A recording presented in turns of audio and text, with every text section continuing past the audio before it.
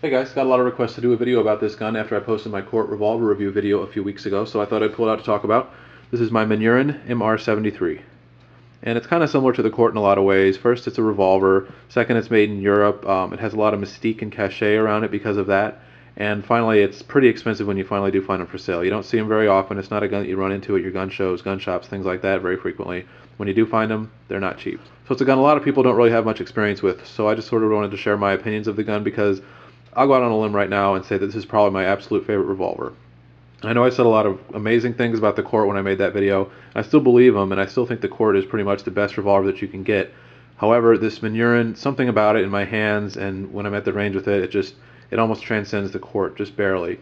And it's really sort of a day-by-day thing. Some days I'll say the Manurhin is my favorite, some days it's the Korth, goes back and forth. Today I'm feeling like a Manurhin kind of guy, so I just thought I'd pull this one out and talk about it because it's really just a really superlative gun, and I have a lot of revolvers, and this one is probably my absolute favorite. So I'll start like I usually do, just by going over the basics. Like I said, the gun is called a Manurhin MR 73. It's made by the Manurhin company, which technically in French is pronounced Manurhin, but sounds a little snooty and pretentious, I think, to say it like that, so I say Manurhin, just a little bit more Americanized that way. Anyway, they're mostly known, I think, by most Americans as a producer of Walther PPK reproductions, and they're fine quality guns and everything.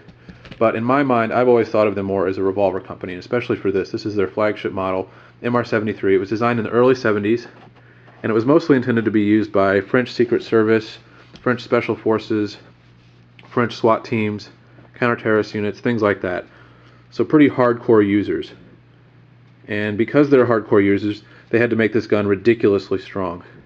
It is built to withstand 150 rounds of full house magnum loads every day, which is what their training regimen is in some of those elite French units. And they actually did an endurance test with these guns, put it up to 170,000 magnum rounds without noticing any kind of deformation in the barrel, any frame stretching, anything like that. And 170,000 rounds of 357 Magnum in a Smith & Wesson or a Colt. You'd probably go through 3 or 4 guns just to get there, because they would just start to stretch over time, deform, things like that. So these guns are super ridiculously strong. And besides that, they're also super accurate. One of the other requirements is that they group an under 0.8 inches at 25 yards, which is an extremely small group for that distance. And most Smiths and Colts would have a hard time doing that also. So not only are they really strong, they're also really accurate, very finely made too. There's about 12 hours of hand fitting that goes into the craft of each one of these.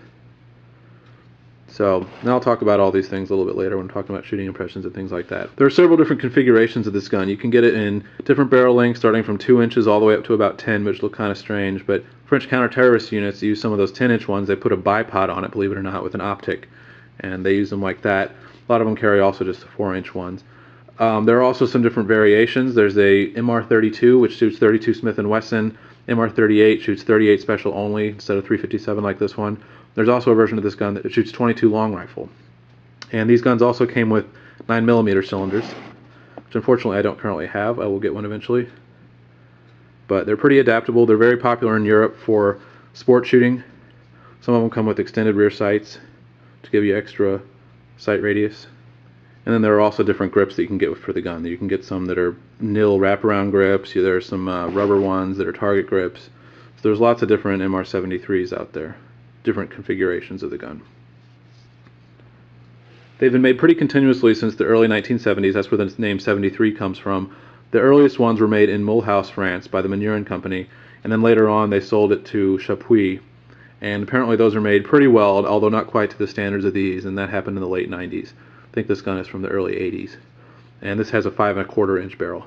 So I'll do my usual size comparison. There's really nothing noteworthy here, just like with the Korth. It's a generic 357 revolver, basically, in terms of size. I pulled out my 1959 Python, which isn't overly common either, but it's a little bit more so than the Manurhin here. So that gives you an indication of the size. Like I said, typical 357, about the size of a Smith & Wesson K-frame. And there's a Beretta 92. So not a whole lot interesting going on there size-wise. Weighs 36 ounces, which is a good solid weight, I think, for this. It's not overly heavy, but it's not too light either. And this 5¼ inch barrel, I think, is really ideal for the balance of the gun. This one, in particular, is extremely well balanced. It doesn't tip forward. Some of the longer barrels tend to do that. I'm sure the 4 inches are nice for that also, but I just think this is ideal at the range in terms of hand balance. It just really sits in the hand well. And I'll use that to segue into the ergonomics section of this video. It's really pretty standard as far as revolvers go. It's based on the Smith & Wesson K frame, most of the ergonomics are. So you have a cylinder release right here, you push that forward, cylinder comes out. There's your extractor rod. Comes out real nice and fast. The hammer is kind of interesting.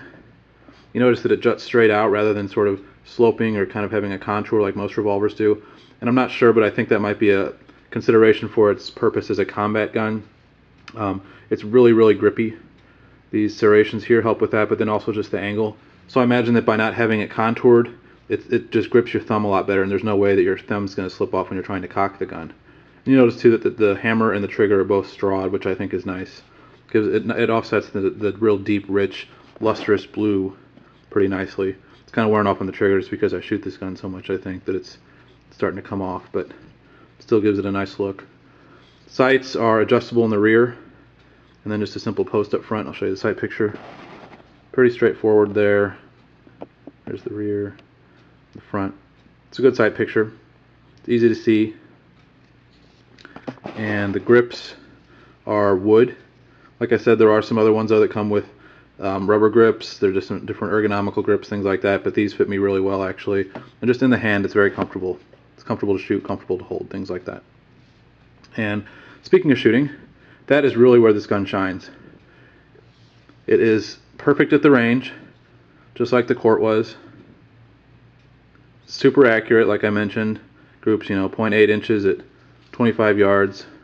And I actually have a target from one of the recent times I shot it. And this is pretty representative of my grouping with the gun. This is about 15 yards for me, two hands, offhand, single action. So that's a pretty tight group for me, and I'm pretty impressed with that. And that's one reason why I like this gun so much. It's just at the range, it's a glorious thing to shoot. I'll show you the trigger pull on it. Trigger pull in double action is surprisingly short, and it actually has a short action.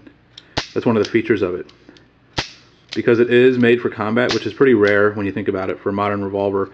Most combat applications, they're taking out semi-automatic pistols, but the MR73 is really unique in that regard, in that it's a revolver that's designed for combat. But the double action trigger is really short. So like you think it's going to keep going, but then it drops, which is nice. Single action, it's a bit heavy, but it barely moves at all. So you can't even see the movement really. It's extremely crisp. There's no over travel either. It's very solid feeling. But it's a little bit heavy maybe, but not in a bad way. Just gives you a lot more control. It's not just a hair trigger that's willing to go off, but it is very crisp and short. And then the double action has a bit of heaviness to it, but it's not bad at all. It's a really great trigger for a revolver. It doesn't really feel like any other revolver triggers that I have either. It doesn't feel like a typical Smith & Wesson, Colt. I don't have a lot of experience with Rugers, but it doesn't feel like that either. It's kind of got its own feel, and I really like it a lot. Another thing I like about it is just cocking the hammer. It has this really nice mechanical sound to it that clicks. I don't know if it picked up all four of those, but that's why this is a gun. This gun is a favorite of mine just to sort of fiddle around with, because that sound, it sounds like just Swiss clockwork going on inside there. So at the range, it is absolutely peerless. Probably its only peer is going to be the Korth. Super strong, super accurate. Really, it's just a great thing at the range, and that's really the main reason why I love it so much. And honestly, a lot of the time I shoot this better than the Korth. I don't know what it is. It might just be the grip, maybe the slightly longer sight radius. My Korth has only a 4-inch barrel, so it's a little bit shorter. I'm not sure what it is exactly. Balance on this is great. I just tear out the center of the bullseye every time I take it out, so that's really what sets this apart, I think, from most other revolvers. Another thing about the trigger is that the trigger pull is actually adjustable. I'm not exactly sure what the procedure is on adjusting it, but an interesting feature about this gun is that you can make the trigger pull a little bit lighter while not affecting the actual mainspring strength. So you can make the trigger pull lighter without affecting how reliable the gun is. Because what happens a lot of times when you mess with the trigger pull in a revolver, that hammer drops at a different speed with a different amount of force. In this gun, it's set up so that you can change the trigger pull, and this mainspring still slams the hammer forward at the same rate, so that you have reliable primer ignition. So it makes it for a very reliable gun. And needless to say, I've never had any kind of jams or anything with this gun, any kind of reliability issues. You see the firing pin also is fixed to the hammer there. The other thing, which I haven't really gotten into too much, is the build quality. You can probably already see that the bluing on this is great. It's really high polished, deep, very nicely made. I mentioned earlier that there are 12 hours of hand fitting that goes into the production of each one of these things. and it shows. It's just really exquisitely put together. It's not quite as jewel-like as the Korth, I would say, in some way. You know, it is intended to be very rugged and brought into combat in the heat of battle. But despite that, it is just a really finely made gun. Definitely better than any kind of modern Smith, and I'll talk about that a little bit later too. Criticisms. This will be a short section. I have none. Only thing could possibly be the price, and finding them is kind of hard. But other than that, you know, as I've been getting at, it's pretty much my favorite revolver, so I have really nothing to complain about. Love the trigger on it.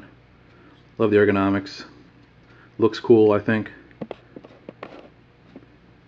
Build quality is perfect. So overall, it's just a great gun. So in conclusion, Manurhin MR73 is a fabulous revolver.